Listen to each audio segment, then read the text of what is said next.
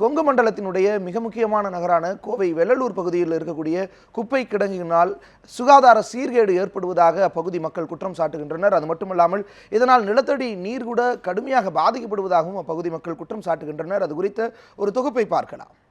கோவையில் பல பகுதிகளில் இருந்து சேகரிக்கப்படும் குப்பைகள் மற்றும் கழிவுகள் அனைத்தும் வெள்ளலூர் குப்பை கிடங்கிற்கு தான் வந்து சேர்கிறது.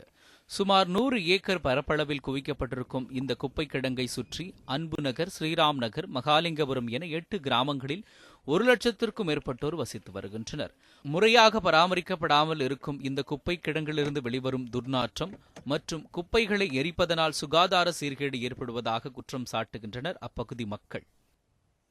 இந்த குப்பை கிடங்கு பிரச்சனையினாலேங்க வெள்ளலூர் மக்கள், இங்கே போத்தனூர் மக்கள் நிறைய பேர் வாசம் அதிகமாகிட்டு இங்கேருந்து ஈச்சனார் 7-8 கிலோமீட்ரு, இந்த பக்கம் ஒரு 7-8 கிலோமீட்டர் மக்களுக்கு சரியான வாசம்.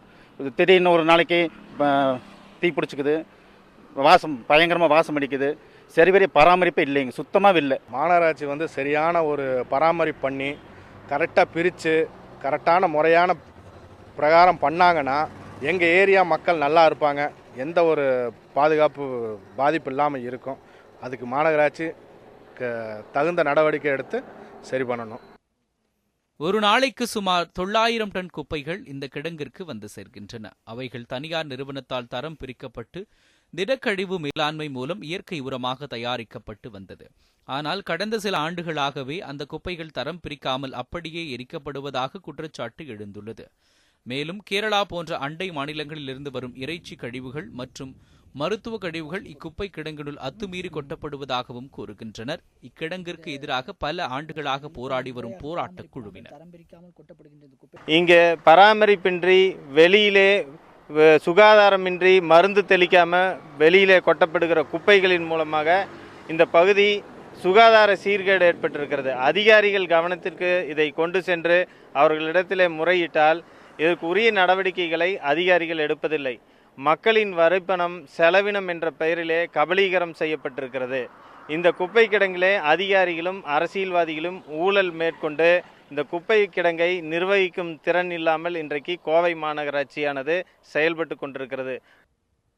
பல ஆண்டுகளாக குப்பை முறையாக தரம் பிரிக்கப்படாமல் மலைமலையாக குப்பை குவிக்கப்பட்டுள்ளதால் இக்குப்பை கிடங்கை சுற்றியுள்ள கிராமங்களில் நிலத்தடி நீர் பாதித்து சுற்றுப்பகுதியில் உள்ள போர்வெல்களில் தண்ணீர் மஞ்சள் நிறமாக மாறியுள்ளது. இதனால் தண்ணீரை வெளியிலிருந்து காசு கொடுத்து வாங்கும் நிலை உருவாகியுள்ளதாக அப்பகுதி மக்கள் வேதனை தெரிவிக்கின்றனர். இந்த ஏரியாவில் 10 வருஷமாக குடியிருக்கிறேன். இந்த குப்பை கிடங்கு வந்ததிலிருந்து நிலத்தடி நீர் ரொம்ப பாதிக்கப்பட்டு மக்கள் ரொம்ப சிரமத்துக்குள்ளாகிட்டு இருக்காங்க. இப்போ சொந்த வீடு வச்சுட்டு வெளியே போக முடியாமல், விற்றுட்டு போக முடியாத சூழ்நிலை. ஏன்னா யாரும் வாங்குறங்க. நிலத்தடி நீர் ரொம்ப மஞ்சளாகி நோய் வந்து எல்லாம் சிரமப்பட்டுட்டு இருக்கிறோம். அதனால் இதுக்கு அரசாங்கமெல்லாம் இதுக்கு ஒரு நல்ல ஒரு கார்பரேஷன் போர்டு நல்ல முடிவு எடுத்து இதுக்கு தீர்வு காணா எங்களுக்கு ரொம்ப சந்தோஷப்படுவோம். அரசு அதிகாரிகள் இந்த குப்பை கிடங்கை முறையாக பராமரித்து சுகாதார சீர்கேடு வராமல் தடுக்க வேண்டும் என்பதே அப்பகுதி மக்களின் எதிர்பார்ப்பாக உள்ளது.